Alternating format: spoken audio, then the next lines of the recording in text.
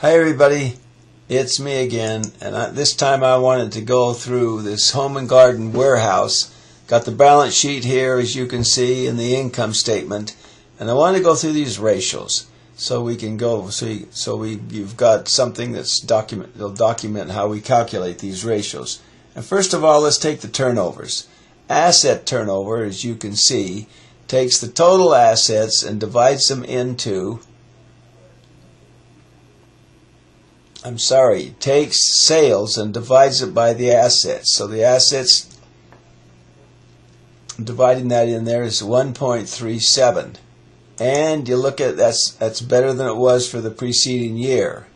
Now receivable turnover takes receivables and divides them into sales. And so you've got receivables that turn over 39 times a year. That's phenomenal, 39 times a year. And now to verify that, we go day sales, and so we take, to get the day sales, we've got 70, which is 70,150, and it's divided by sales, divided by 365. So that's inventory is collected in 9 days, just a little over 9 days. So they must do a lot of, not much credit sales, must be people coming into the store and paying cash with a credit card or something like that. But where they've got a problem is in their inventories, because you see their inventory, 641,280, significantly greater this year in 2014 than 2013.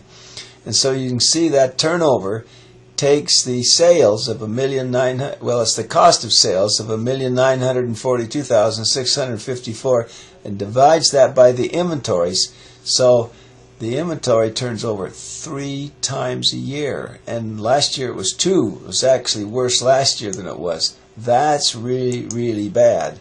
Now, to come up with the day sales in inventory, you just take that 3.092 and you take 365 and divide that into 365. So you take 365 and divide it by that 3.026 to come up with the day sales in inventory. Whew! 120 days of day sales in inventory. That's pretty high. It's better this year than it was last year, but still very significant.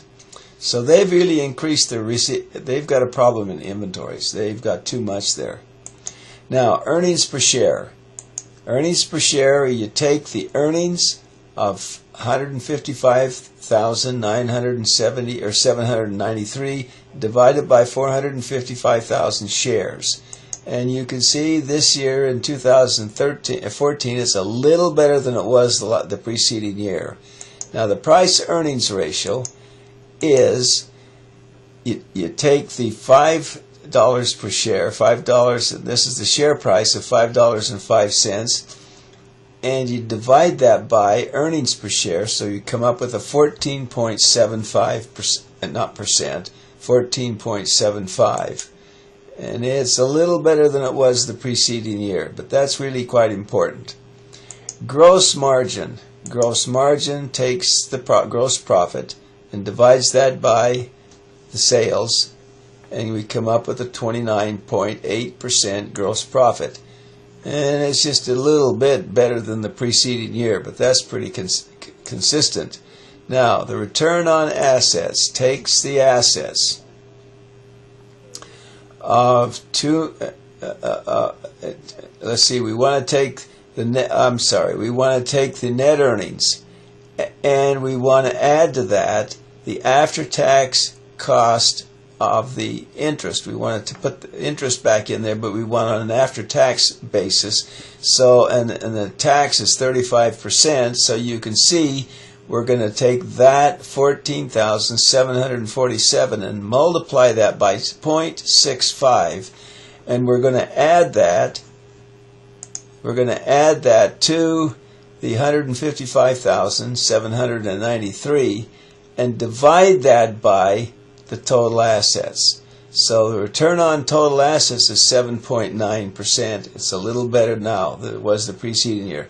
I hope I haven't butchered that too much, but you take the net income of $155,793, and you got to add that. We got to add that interest expense back in there, but it's got to be an after-tax basis back in there, and then that gets divided by the total assets to come up with the return on the assets. Return on equity. That's kind of an easy one. You take a net income after taxes of $155,793 and divide that by the stockholders' equity of $1,482,202. And you can see we've improved in 2014 over 2013. Current ratio. That's an interesting one. The current ratio for 2014 is 2.139. And that's good. You always want it to be at least 2. And then we go into the acid test ratio, which is you just take the cash and the receivables and divide that by the current liabilities. So you can see when you take that inventory number out of there, boy, that really reduces the ratio. And they're not in that good a spot now. They got too much receivable. They've only got $17,201 in cash and $70,000 in receivable to pay off $347,581. That asset test ratio points out they've really got a problem there.